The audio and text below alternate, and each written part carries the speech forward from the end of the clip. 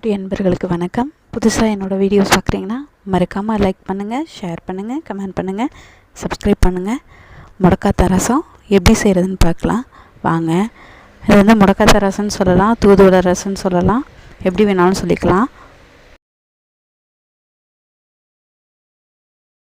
எப்படி செய்கிறதுன்னு பார்க்கலாம். இதுக்கு பேர் வந்து கொடிவேலின்னு சொல்லுவாங்க. கொடிவேலி வந்து கிராமங்களில் அதிகமாக கிடைக்கும். அடுத்து துளசி இலை, பெருமருந்து வந்து ஒரு 4 இது எடுத்துக்கோங்க, இருந்தாலும் போட்டுக்கோங்க, இல்லைன்னா வேண்டாம்.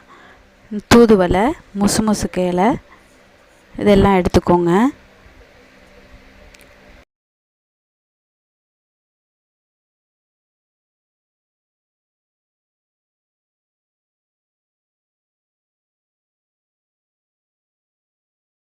இந்த இலை தான் வந்து பெருமருந்து, இந்த இலை தான் வந்து முசுமுசுக்கை இலை.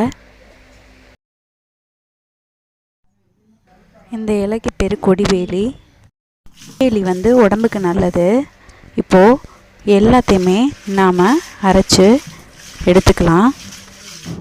2 கண்டந்திப்பிலி எடுத்துக்கோங்க, 5 காஞ்ச மிளகாய் எடுத்துக்கோங்க. இது எல்லாத்தையும் சேர்த்து அரைச்சிக்கோங்க.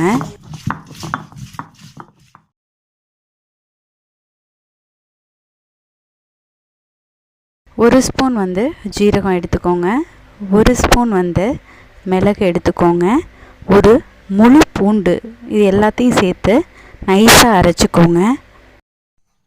அரைச்ச பிறகு ஒரு 5 வெங்காயத்தை சேர்த்து அரைச்சி எடுத்துக்கோங்க. அரைச்ச எல்லாத்தையும் ஒரு இதில் சேர்த்துக்கோங்க. கருவேப்பிலையும் அதில் சேர்த்துக்கோங்க.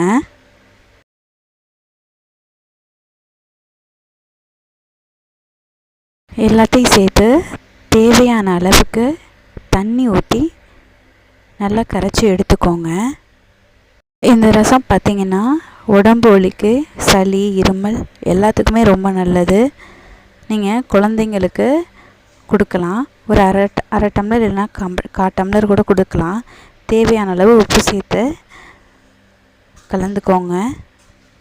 சொன்னேன் இல்லையா, அது கிராம சைடில் கிடைக்கும். அது இல்லாட்டியும் பரவாயில்ல, நீங்கள் தூதுவளை, முடக்காத்தான், துளசி இலை இது எல்லாமே கிடைக்கிற இலைங்க.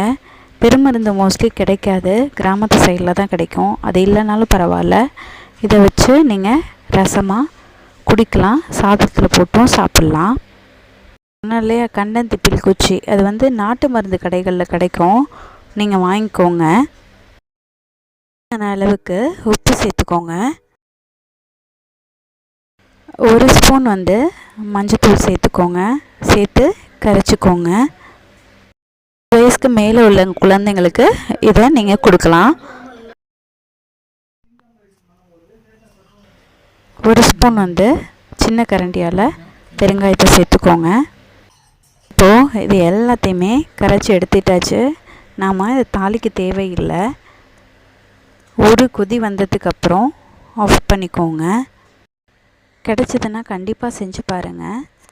என்னோடய வீடியோஸ் உங்களுக்கு பிடிச்சிருந்ததுன்னா மறக்காமல் லைக் பண்ணுங்கள், ஷேர் பண்ணுங்கள், கமெண்ட் பண்ணுங்கள், சப்ஸ்கிரைப் பண்ணுங்கள். நீங்களும் செஞ்சு பாருங்கள். நன்றி.